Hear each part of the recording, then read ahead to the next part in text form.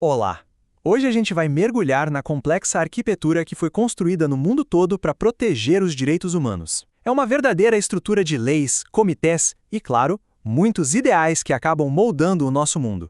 Pois é, essa é a grande pergunta, né? Como é que uma comunidade de nações, com interesses tão diferentes, conseguiu chegar a um acordo para proteger a dignidade humana? A resposta está num sistema, um sistema bem complexo que foi montado, olha, peça por peça, ao longo de muitas décadas.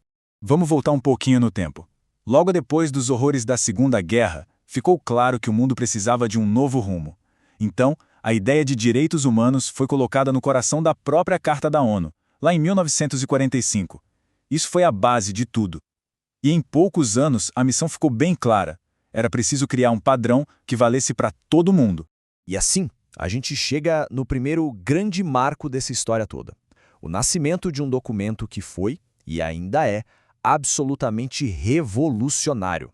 É fundamental entender isso aqui. A Declaração Universal, a famosa DUD, não nasceu como uma lei que você pode processar alguém com base nela. Não. Ela era uma declaração de ideais, sabe? Uma aspiração poderosa. Foi a primeira vez que o mundo todo concordou em detalhes sobre o que significa ter direitos como ser humano. E que projeto, hein? A declaração foi super abrangente. Falou desde conceitos básicos como dignidade e liberdade até direitos mais concretos, como o direito à vida e também direitos econômicos e sociais, como ter acesso à saúde e um padrão de vida digno. Foi uma visão completa do que significa viver com segurança e liberdade. Mas só ideais, por mais bonitos que sejam, não são suficientes. O próximo passo era importantíssimo: como transformar essas aspirações da declaração em tratados que tivessem força de lei. E esse passo foi dado em 1966. O problema? O mundo estava no auge da Guerra Fria, completamente dividido. E essa tensão política acabou moldando o jeito que os direitos humanos foram transformados em lei. O resultado foi que, em vez de um único tratado, nasceram dois pactos principais. E essa imagem aqui ilustra essa divisão perfeitamente. De um lado, o bloco ocidental defendia os direitos civis e políticos, que a gente pode chamar de liberdades de liberdade de expressão, de não ser preso arbitrariamente. Do outro, o bloco oriental dava mais ênfase aos direitos econômicos e sociais, às liberdades para, o direito de ter acesso à saúde, à educação. Essa separação, com foco em direitos do indivíduo versus direitos do coletivo, ainda dá o que falar nos debates políticos de hoje. Levou quase 30 anos, mas finalmente em 1993, na Conferência de Viena, a comunidade internacional bateu o martelo e disse: chega dessa divisão. A mensagem foi claríssima: todos os direitos humanos são igualmente importantes, são um pacote só, não dá para escolher um e ignorar o outro. Bom, com essa base já bem estabelecida, o sistema começou a evoluir.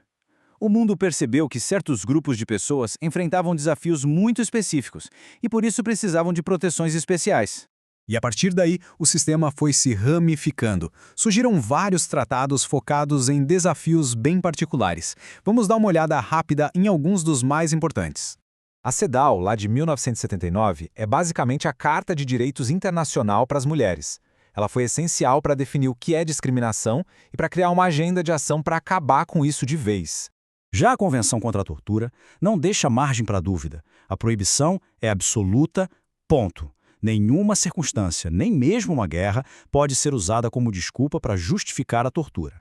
A Convenção sobre os Direitos da Criança trouxe um princípio superpoderoso que guia tudo: o melhor interesse da criança. Ou seja, em qualquer ação que afete as crianças, o bem-estar delas tem que vir em primeiro lugar.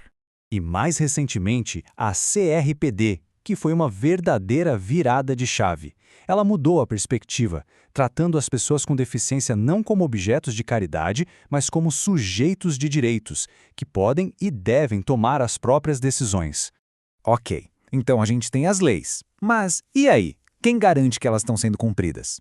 Agora, a gente entra na parte da ação da nossa história, os mecanismos que monitoram tudo isso. A espinha dorsal desse sistema são os chamados órgãos de tratados. Funciona assim: cada tratado principal tem o seu próprio comitê, formado por especialistas independentes. Eles são como os árbitros do jogo, que ficam de olho para ver se os países estão seguindo as regras. E o processo é bem estruturado. Primeiro, os países enviam relatórios periódicos contando o que estão fazendo. Aí, o comitê analisa tudo, chama o país para uma conversa, um diálogo e, no final, emite uma lista de recomendações. É um ciclo contínuo de diálogo e cobrança de responsabilidade. Aqui tem um resumo bem rápido de alguns desses comitês. O Comitê de Direitos Humanos, por exemplo, cuida do Pacto de Direitos Civis e Políticos. O Comitê CEDAW foca nos direitos das mulheres. E por aí vai. Cada um tem o seu campo de atuação bem definido.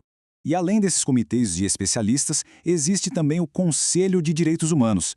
A grande diferença aqui é que o Conselho é um órgão político, formado por governos. Não são peritos independentes. O papel dele é mais diplomático, é debater as violações e promover os direitos humanos no grande palco mundial. Depois de ver essa estrutura toda, é muito importante a gente ter uma visão equilibrada. Olhar para as grandes conquistas, mas também para as limitações, que são bem reais. Então, o ponto central é este. Por um lado, ter um código universal e mecanismos de monitoramento é uma conquista gigantesca, sem dúvida. Mas, por outro, o sistema vive um paradoxo enorme. Ele depende dos estados para funcionar, mas são os próprios estados que, muitas vezes, violam esses mesmos direitos. E o que isso significa na prática? Que a proteção dos direitos humanos não acontece no automático. Ela exige um esforço contínuo, sabe? Em todos os níveis, desde os comitês lá em Genebra até a atuação de um juiz ou de um promotor em cada cidade, em cada país. É um trabalho constante. E isso nos leva a uma reflexão final. A gente construiu uma arquitetura jurídica impressionante, com regras claras e com árbitros. Então, por que, com tudo isso, a garantia da dignidade humana para todas as pessoas ainda parece uma batalha diária, uma luta que está longe de acabar? Essa é a grande questão que fica no ar.